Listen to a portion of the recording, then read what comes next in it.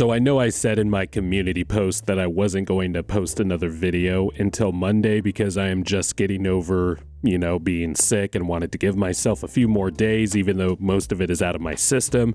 But I had to record a quick video to react to the All-Star reserves that were announced yesterday. And I'm going to talk about some people that I thought were snubbed, and I'm not going to do the thing where people get mad and, complain that their favorite player got snubbed and then not name a person who they would take out. I'm going to tell you who got snubbed, and then I'm going to tell you who I would have taken off, because quite frankly, there were a few players that made the reserves in both the East and the West where I was shocked that they made it, surprised even, maybe ranging from, okay, you could maybe talked me into this player, but I still wouldn't have chosen that particular player and chosen one of the snubs. So let's get right to it. So I guess I should start in the Eastern Conference first, and there weren't really any surprises because two of the reserves, Jaylen Brown and Joel Embiid, I thought should have started. I would have not put Kyrie Irving on the starters, and I would not have put Giannis at the time as a starter. I would have had Joel Embiid and Jaylen Brown both in the starting lineup, but I guess it all evens out because everybody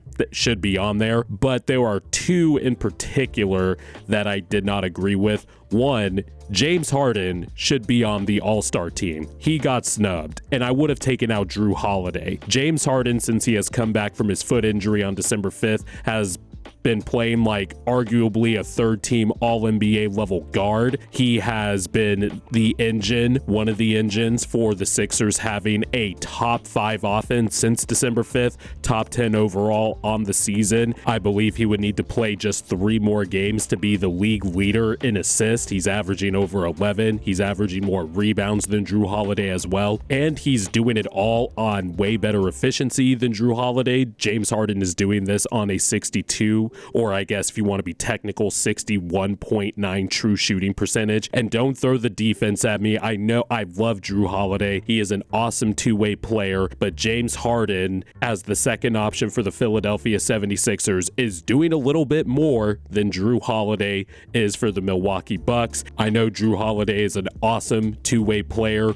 but James Harden, what he does is more important for the Sixers than for the Bucks. Not to discredit how important Jrue Holiday is to the Milwaukee Bucks, but Jrue Holiday is also just a tad more inconsistent on the offensive end when you're comparing him to James Harden. Harden has arguably a third-team All-NBA case at the guard spot. He should have been in. I would have taken out Jrue Holiday. I also didn't quite agree with DeMar DeRozan, and DeMar DeRozan has been good again this year, but I would have taken him out and put Pascal Siakam on the All-Star team. It would have been by a hair, but Pascal Siakam is the better defender, better rebounder. He's been playmaking better this year. He has just taken his game to another level. DeMar hasn't been quite as good as he was last year.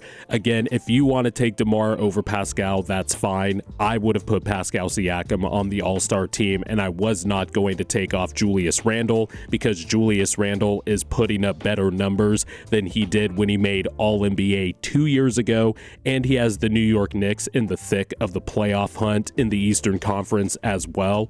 So I wasn't going to take Julius Randle off. I would have taken off DeMar DeRozan. I think the record between the Bulls and the Raptors is negligible considering how close they are in the play-in race. I know the Raptors are falling apart, but one of the bright spots has been Pascal Siakam, who has just been really good this year. So I would have put him there.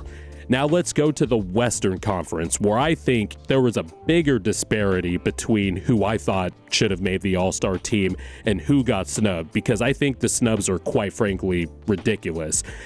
One, let's start off with the fact that Paul George should not be on the All-Star team. He's missed too many games with load management. His numbers aren't up to his usual standard, and those numbers don't match up with the snubs that were taken off of the All-Star team. And we'll get to the bigger mishap with the All-Star selection in a second. But I want to say that De'Aaron Fox got snubbed from the All-Star team. There is no way De'Aaron Fox should not be on this All-Star team. He should absolutely be on there over Paul George. De'Aaron Fox has had better numbers than Paul George. He's played more. played more games, played more total minutes. De'Aaron Fox is one of the engines in the Kings' resurgence. The Kings squarely are third in the Western Conference by a few games. They have that third spot on lock. The 4 through 12 seeds in the Western Conference are jam-packed, and the Kings are standing above that traffic jam by 1.5 to 2 games. De'Aaron Fox is also the clear frontrunner for the new Jerry West Clutch Award trophy that they introduced this year. He has been the best clutch player in the NBA this season, and if you don't believe me, you haven't been paying attention or you haven't been checking NBA.com's clutch stats, because De'Aaron Fox is leading in pretty much every category you want.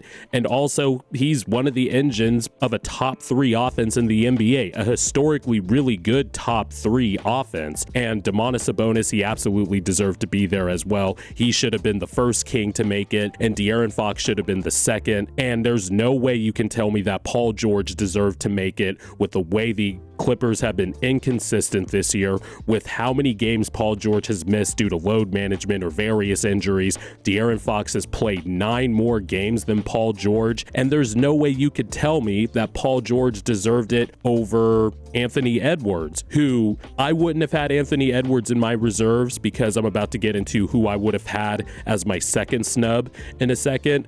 But Anthony Edwards absolutely had a case over Paul George, and this next person who absolutely should not have made it, Jaren Jackson Jr., should not have been on the All-Star team. And I know that the reserves are selected by the coaches, so I don't know what type of weed the coaches were smoking in the smoker circle. I don't know if it was laced. I don't know what type of drugs were in it, but there is no way Jaren Jackson Jr. should be on this All-Star team, because Jaren Jackson Jr. has missed a lot of time. He's played 935 total minutes. And I would have had Aaron Gordon on my All-Star team, because the Nuggets are the first seed in the West and they deserve 2 All-Stars, and Aaron Gordon has absolutely played like an All-Star this year.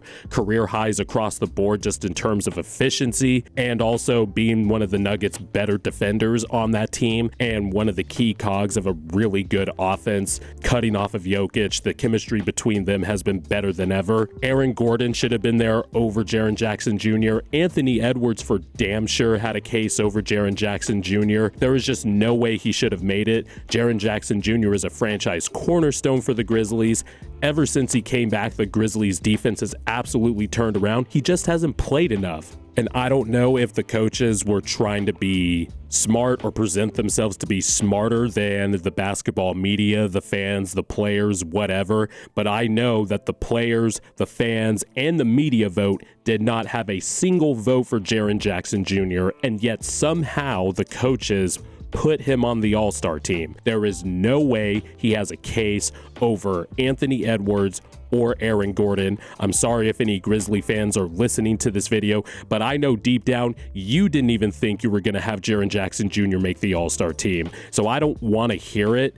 Jaren Jackson Jr. just didn't play enough. If he played from the jump, if he had, and unfortunately he was injured, and that sucks. It sucks that he had to get surgery over the offseason on that fracture in his foot, but that's the way the cookie crumbles sometimes, and I don't think he shouldn't have made it. If he had played from the start of the season and had the impact that he has shown since he has come back, then yeah, you could absolutely give me the case for Jaren Jackson Jr., but there is no way he should have made it over De'Aaron Fox, Anthony Edwards, or Aaron Gordon, and I think the same for Paul George as well. So those are my All-Star snubs. I would have had De'Aaron Fox and Aaron Gordon over Paul George and Jaren Jackson Jr. If you had Anthony Edwards over Aaron Gordon, that's cool. I just think the Nuggets should have 2 All-Stars, and Aaron Gordon has played like one, and I think Fox has been a little bit better than Anthony Edwards, and the Kings have a better record as well above the jam-packed 4 through 12 season, the Western Conference. And then in the East, I would have had James Harden and Pascal Siakam over Drew Holiday and DeMar DeRozan.